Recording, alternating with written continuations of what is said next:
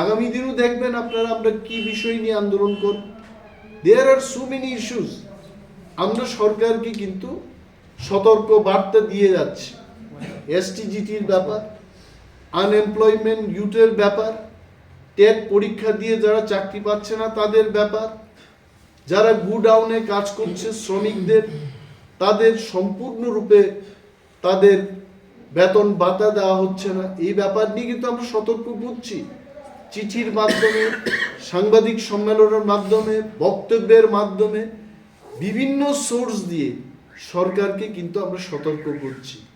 If government does not take action, appropriate action, সরকারকে কিন্তু গতকালের মতো আন্দোলন ফেস করতে হবে। ডক্টর ধনঞ্জয় গণচৌধুরী, উনি তো দোষী এই ব্যাপার দিয়ে, গতকালের যে আন্দোলনটা হলো, হি ওয়াজ রেসপন্সিবল ফর।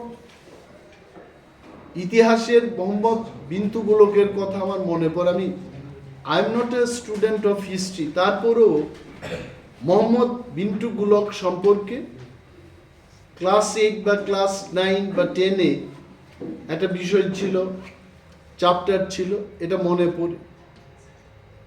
এই যে তুগলকি স্টেটমেন্ট, একদিন বলছেন উনি যে হ্যাঁ 10 তারিখের মধ্যেই নোটিফিকেশন হয়ে যাবে, রোমান স্ক্রিপ্ট এবং বাংলা স্ক্রিপ্ট ইজ অ্যালাউ। 3 দিন বাদে বলছেন আমার কাছে কিছু নেই, আমি কি করব?